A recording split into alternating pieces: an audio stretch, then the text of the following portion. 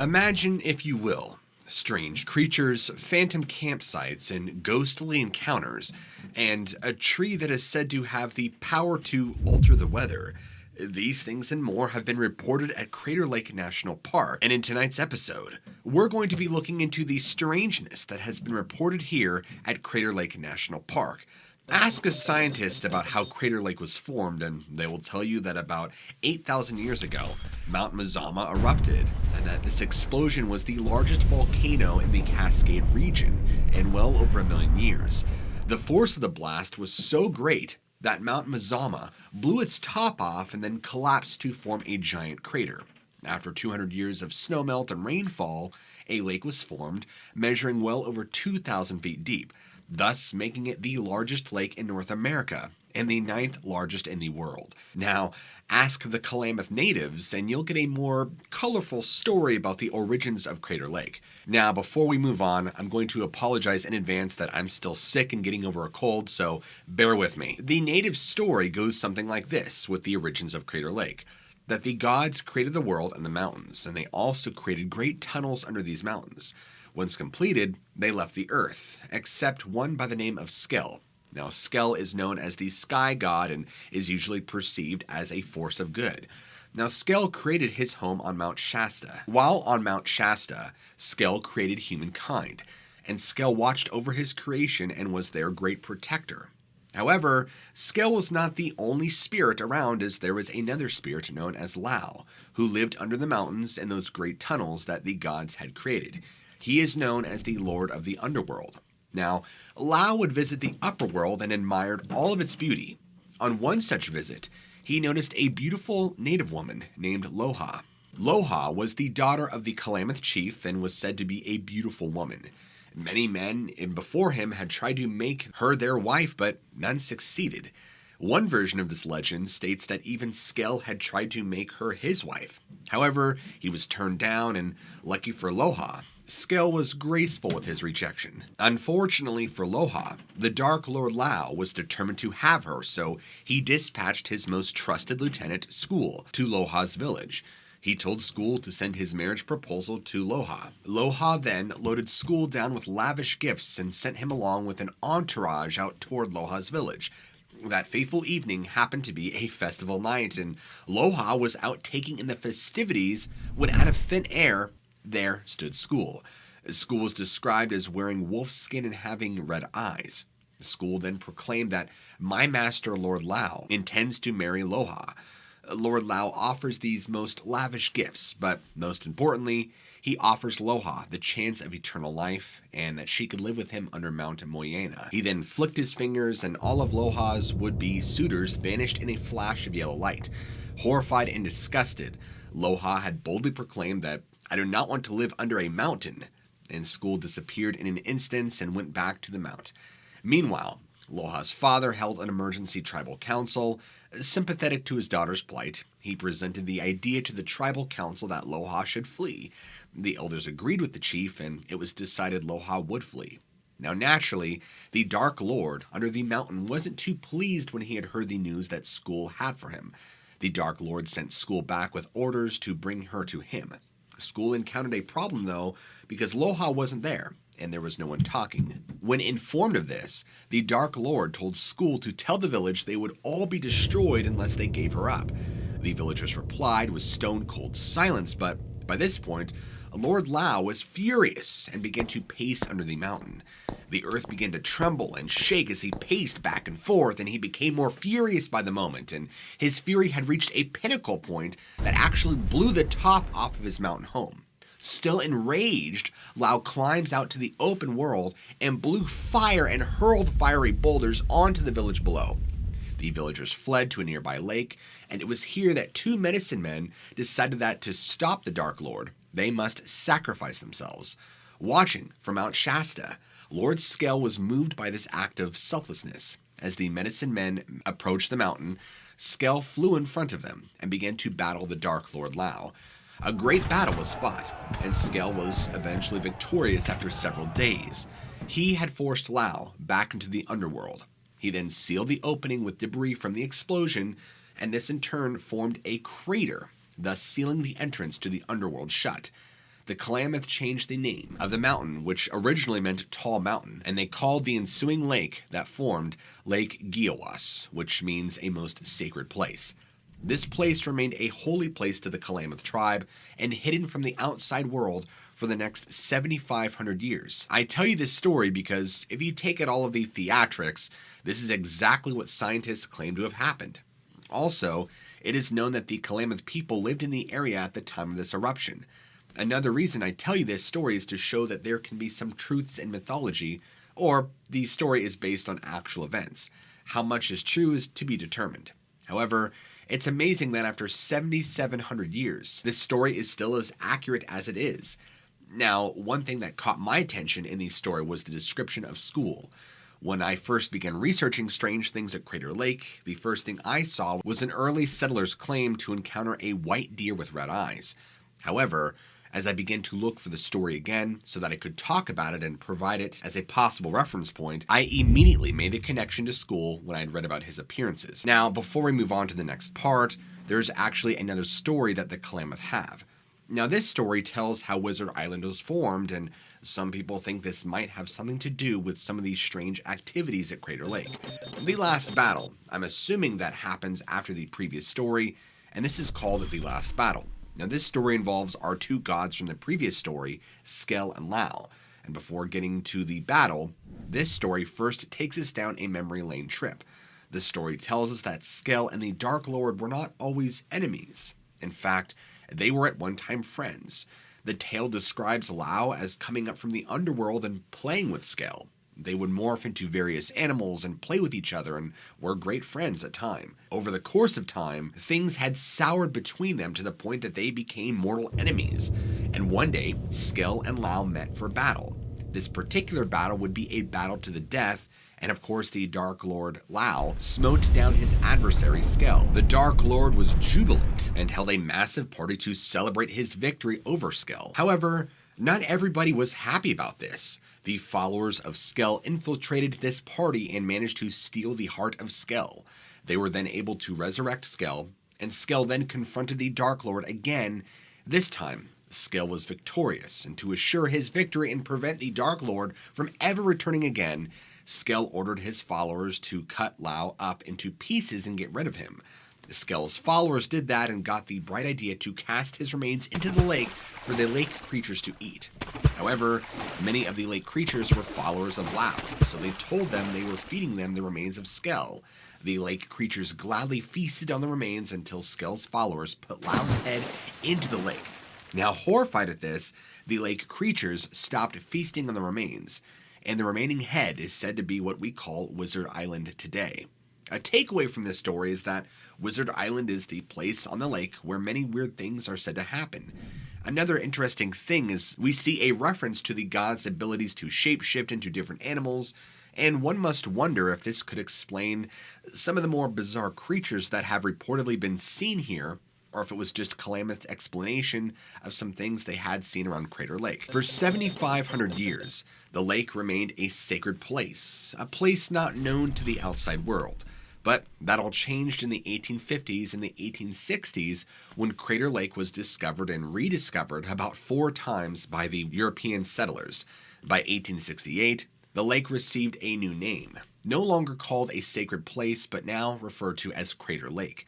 And by 1902, the lake was no longer in Klamath territory, but was now the property of the United States government, which decided to turn this majestic lake into a national park.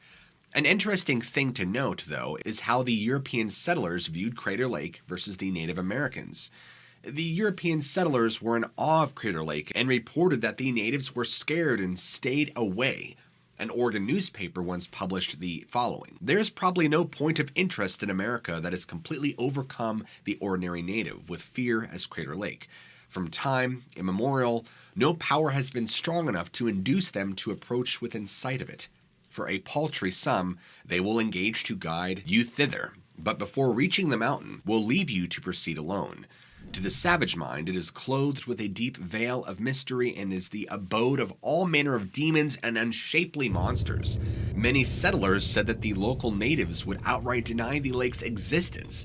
When they admitted if it existed, they claimed only medicine men and those with mental fortitude should ever visit. Now, a Klamath tribal elder named Selden Kirk said that these stories of his people being afraid are overblown. He says his people stayed away because there was nothing practical there. There was no fish, there were hostile tribes nearby, so he said that the warning to stay away had a more practical reason than a supernatural one. This could very well be true. It could also be true that when the natives found out that the European settlers had discovered Crater Lake, they came up with a tall tale to try and scare them away from their own sacred lake. However, that may not be the case. From what we've researched, the evidence clearly points to the fact that there was a genuine fear of Crater Lake at some point.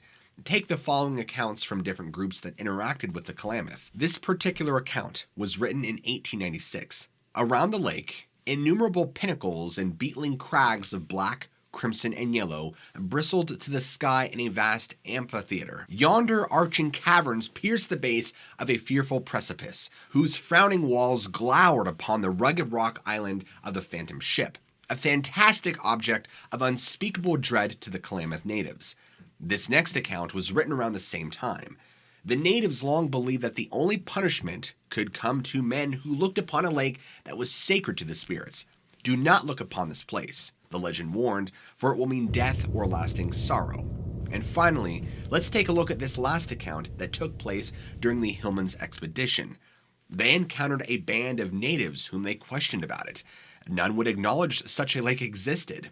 One member of the group reported that we learned from a medicine man that this place was looked upon as sacred and death came to only natives who gazed upon the lake. These accounts alone show that at the time there was a genuine fear and possibly a good reason to be scared. The first strange thing that really stood out to me is the tree that is known as the Old Man. This is probably the best documented thing that can suggest that. Just maybe, there is something truly strange going on in Crater Lake. The Old Man is a 30-foot hemlock tree that floats upright in Crater Lake with about 3 feet showing above the surface. Carbon dating estimates the tree to be over 450 years old, and it was first sighted in 1896 by a geologist, Joseph Diller. Many things about this tree are strange and odd, to say the least. The first fact is that the tree looks like it is rooted into the lake bed below. However, it moves across the lake. In 1938, a group was commissioned to see just how far this tree moves.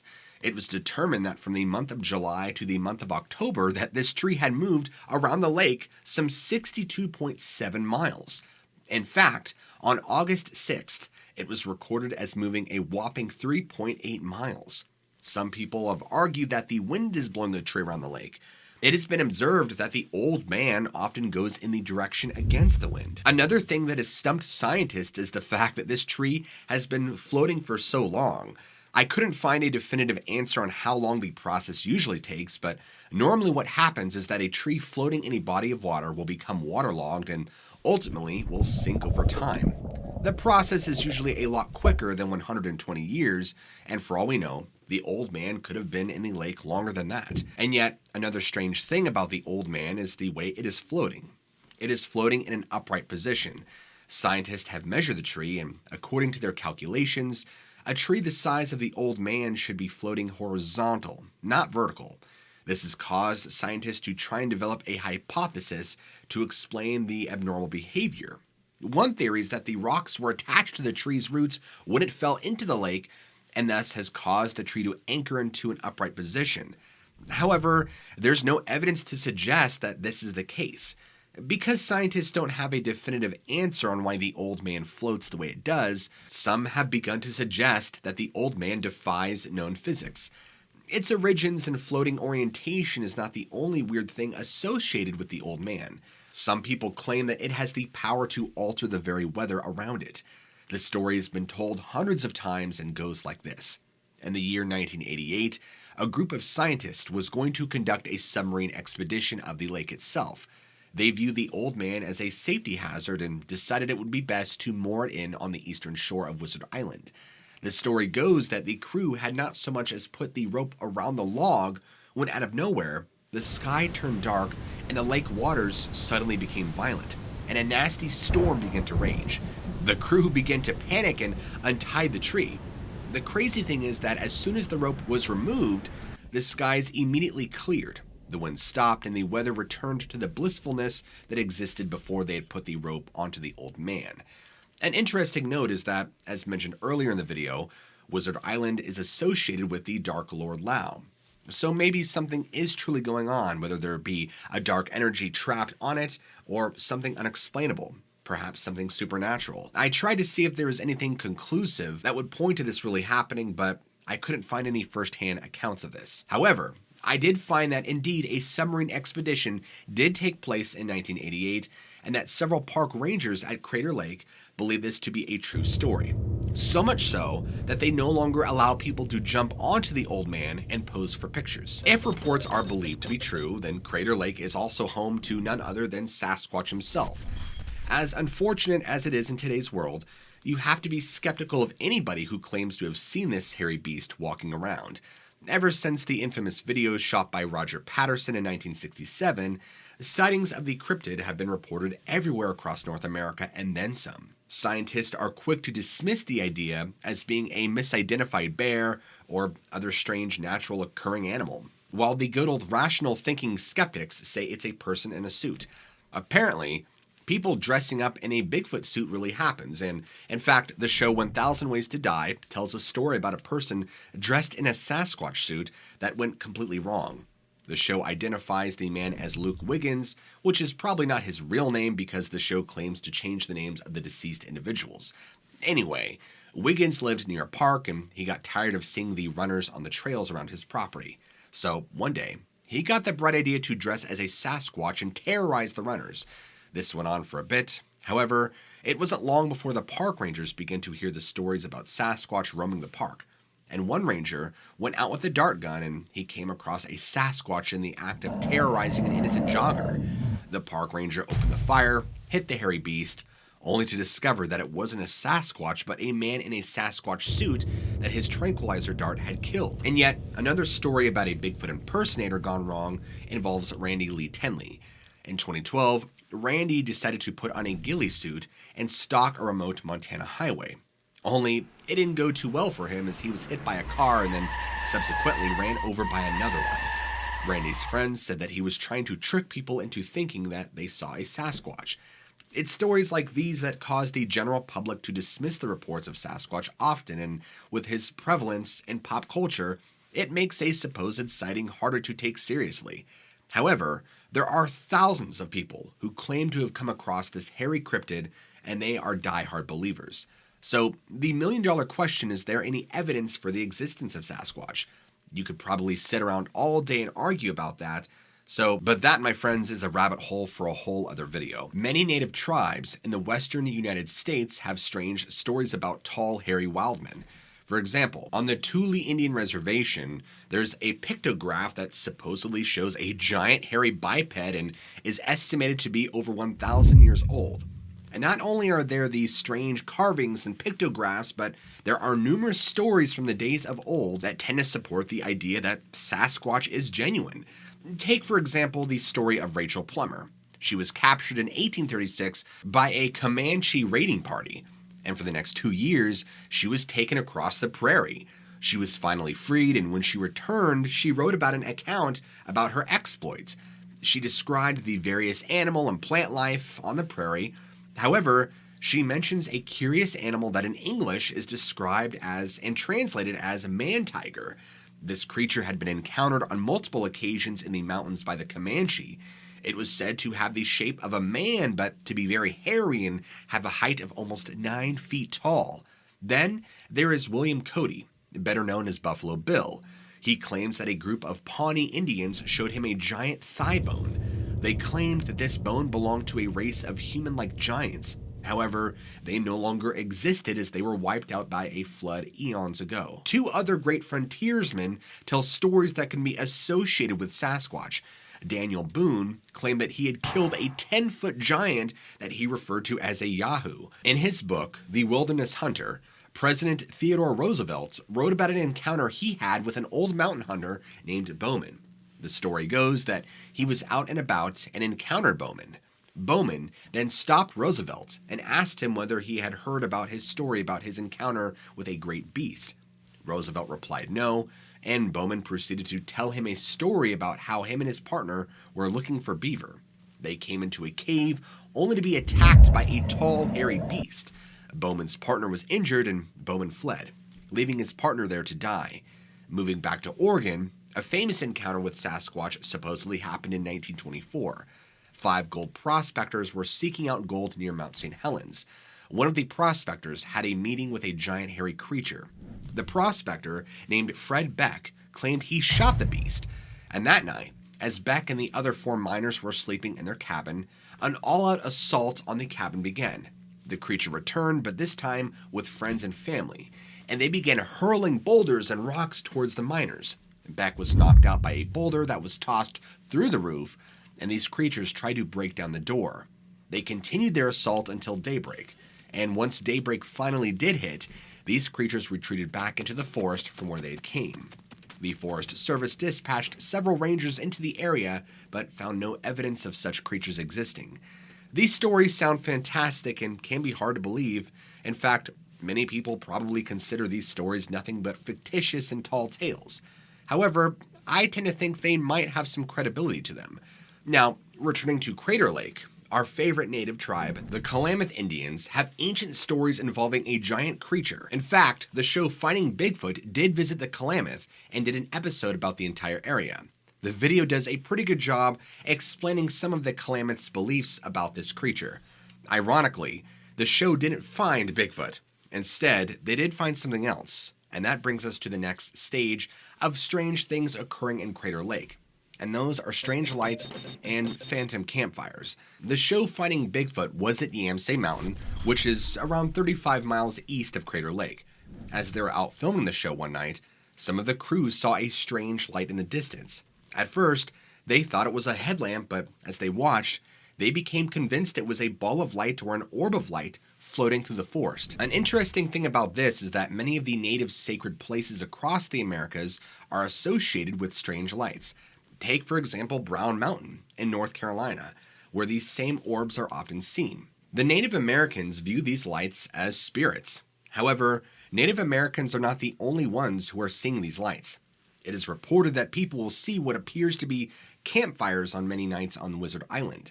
A park ranger tells the following story about her encounter with these ghostly campfires. One evening, she noticed these campfires and knew that it was an illegal camp set up on Wizard Island. So, she snuck onto the island and counted 10 illegal campers by the campfire. She radios for backup, she meets her backup, and they headed in to bust the illegal campers. However, when they arrived at the scene, there were no campers, no campfire, nor was there any evidence that there had even been one there. Along with the orbs of lights, the park is said to be frequently visited by UFOs and other strange paranormal phenomena. Witnesses claim that a lot of times, these lights will either ascend from out of the lake or descend into the lake. I find this to be interesting because if you have been paying attention to the reports that have been coming out from the Navy about their encounters with the UFOs, or UAPS as they call them, they describe them doing the same thing. In fact, one famous sighting at Crater Lake occurred in 1997. Witnesses saw that they saw 3 discs racing across the lake.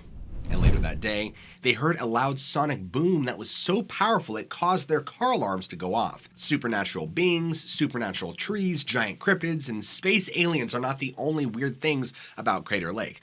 In fact, the park has had some tales of some pretty strange deaths and disappearances, which still go on to this day. In fact, one of them is described as spontaneous suicide. Before getting into this encounter, I want to return to the very first mythology surrounding the lake.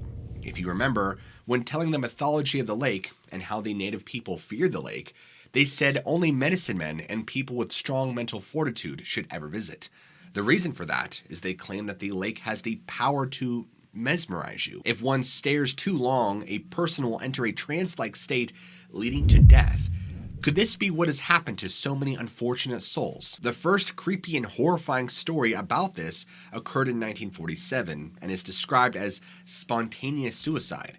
A park visitor by the name of Mr. Cornelius was visiting the park, and suddenly, as if in a trance-like state, he hands his wife his wallet and keys and headed for the lake. He attempted to jump into the lake, but slid to the water's edge, breaking his ankle in the process. However, he got up and was determined he was going into the lake. he hobbled out to the lake where he disappeared underneath the water and unfortunately drowned. To this day, nobody knows why this happened or what caused him to do what he did. Another strange story occurred in 1944 and involved 2 U.S. military planes that were flying in formation over the lake. When the pilot of one of the planes looked over, he was in shock. His partner's plane was nowhere to be found. His partner's plane had simply vanished. What makes it even more strange is there was no distress call, no sign of any trouble whatsoever. Recovery attempts determined that the aircraft had crashed into the lake, but there were no clear indications of how or why this had happened. And probably the most creepy story occurred in 1974, when a nature photographer named Charles McCuller was visiting the park. The only thing was he would never leave the park. The official account of Charles goes like this. He was an aspiring nature photographer from Virginia. He was taking a cross-country photography trip and had ended up in Oregon near Crater Lake.